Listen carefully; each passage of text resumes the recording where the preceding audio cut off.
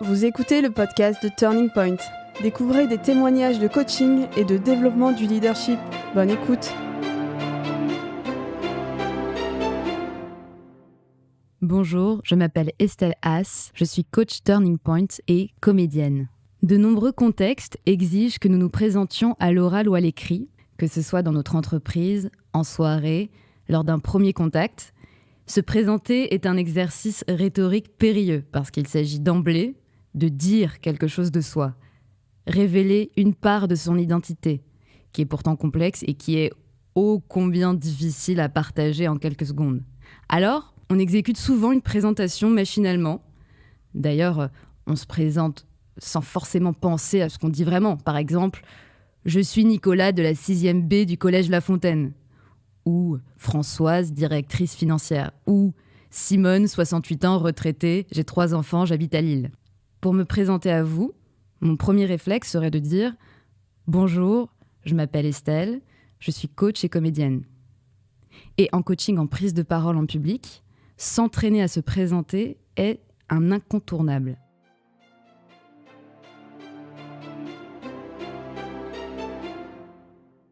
Dans ces sessions de coaching, j'invite souvent les participants à traverser un exercice que j'appelle la matinale de France Inter, où chacun, chacune doit répondre brièvement et face aux autres à la question suivante. « Monsieur, madame, pourriez-vous vous présenter ?» Cette question, en apparence anodine, en dit long sur soi. Et d'ailleurs, la réponse à cette question a beaucoup évolué avec le temps. Prenez le Moyen-Âge. On se présente d'abord grâce à son nom qui indique sa noblesse. Et souvent, on ajoute à son nom celui de son père, qu'on décline au génitif. Petrus Martini est le fils de Martinus. Et les fratries se reconnaissent comme ça. Au Moyen-Âge, il y a aussi le nom du lieu, le lieu de naissance. Jean de Montmirail, le fameux, et c'est un signe d'appartenance à un groupe. Voire, on peut carrément ajouter le nom de son métier. Donc bref, le seul fait de dire son nom est révélateur de sa fonction, son métier, de son lieu de naissance, de son appartenance à une fratrie. Aujourd'hui, quel est le réflexe collectif ?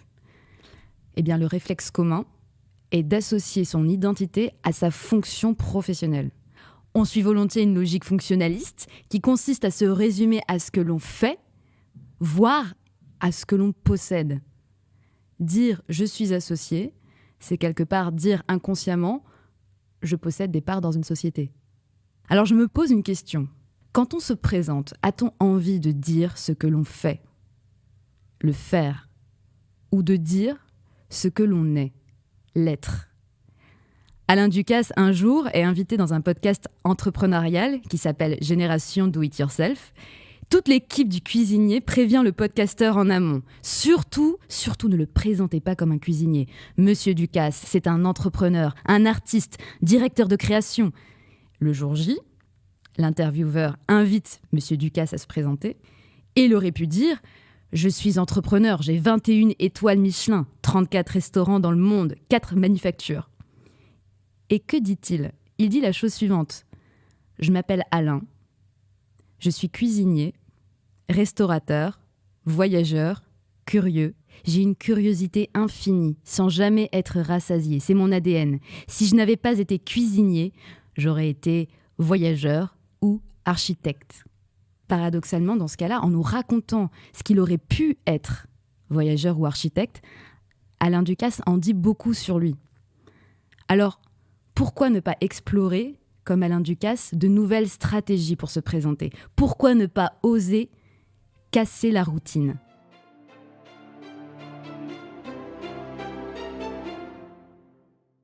Pour s'inspirer, je vous propose 3 exemples différents.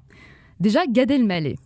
Gad Elmaleh, l'humoriste, pour se présenter dans le podcast In Power de Louise Aubéry, Gad Elmaleh dit la chose suivante. Je vais commencer par mon 2e prénom. C'est Joseph. Je me suis jamais présenté comme ça de toute ma vie. C'est la première fois. J'ai appris une histoire incroyable sur mon nom. Tu le sais sans doute, en 1492, l'Inquisition en Espagne a fait que les Juifs ont été expulsés par Isabelle la catholique. Mes ancêtres, mes aïeux, s'appelaient Bueno, la famille Bueno. Les Bueno ont été expulsés vers le Maroc, pays arabe, qui a traduit le bueno, le bon, en le malais. Alors les malais, il y en a qui sont restés au Maroc et il y en a qui sont devenus des helmelais et qui sont partis aux États-Unis où on les a appelés les Goodman. Donc, je m'appelle Joseph Goodman, qui est mon deuxième prénom et mon deuxième nom. Je suis née au Maroc et je suis auteur. C'est ce qui me définit le plus.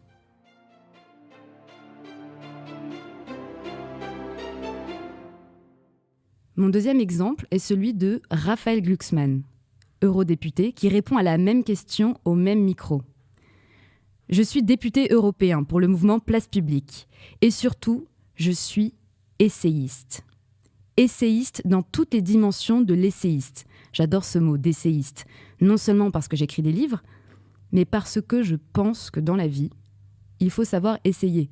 On essaye encore, on se trompe, on se plante, on se prend des portes, mais on finit par les traverser. Je suis un essayiste dans tout ce que je fais. Mon livre de chevet, c'est Les essais de Montaigne. C'est une façon modeste d'approcher le monde. Montaigne, qui est pour moi l'un des plus grands philosophes français, ne cherche pas à imposer une vérité, mais il essaye, avec toi, de réfléchir sur le monde. Et je pense qu'on est là pour essayer, non ?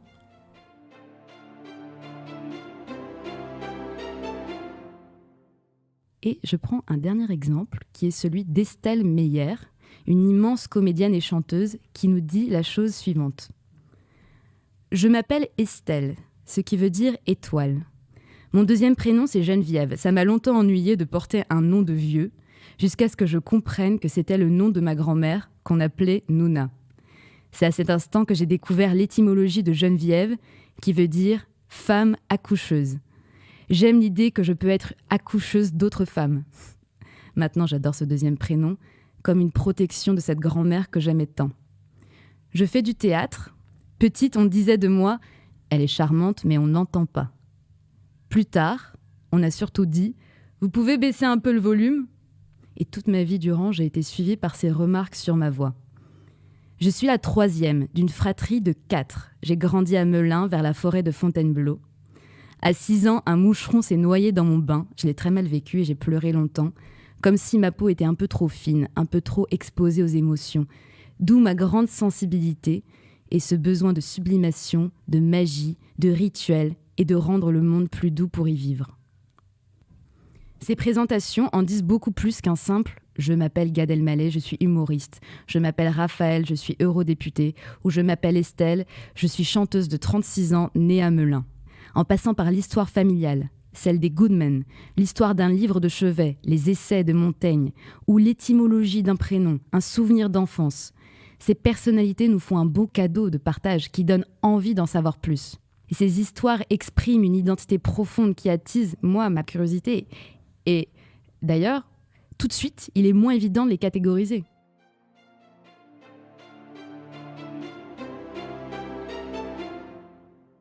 Alors je vous invite à un exercice, comme un voyage. L'exercice consiste à explorer 6 questions pour se présenter autrement. Présentez-vous en partant de l'étymologie de votre prénom. Qu'est-ce que cela dit de vous ? Notez le lieu de votre naissance. Qu'est-ce que cela raconte de vous ? Explorez votre odorat. Quels sont vos parfums préférés, votre parfum d'enfance, celui qui vous réconforte ? Prenez un membre de votre famille, une grand-mère, un frère. Présentez-vous en parlant d'elle ou de lui. Qu'est-ce que cela révèle de vous ? Présentez-vous à partir de votre livre, film, musique préférée. Qu'est-ce que ça nous dit de votre personnalité ? Ou quel est votre dicton préféré ? Qu'est-ce que ça évoque de vous ?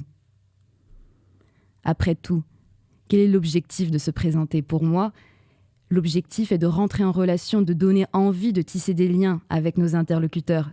Donner envie de poursuivre l'échange, se présenter, c'est finalement attraper une raquette de ping-pong, envoyer un premier lancer de balle et s'ensuit le test du rebond.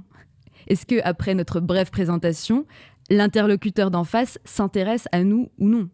Est-ce qu'il rebondit sur ce premier échange ou est-ce que la balle de ping-pong retombe sur le sol, ploc, ploc, ploc, sans aucun échange fécond ? J'appelle ça le test du rebond.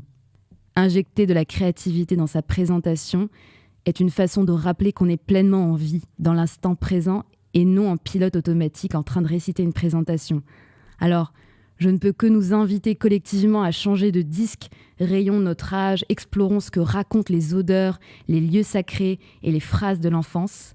Et comme le disait le poète Christian Bobin, qui nous a récemment quittés et que je regrette déjà, ce qu'on sait de quelqu'un empêche de le connaître. Merci de votre écoute et à très bientôt. Vous avez écouté un podcast de Turning Point. Merci pour votre écoute et à bientôt.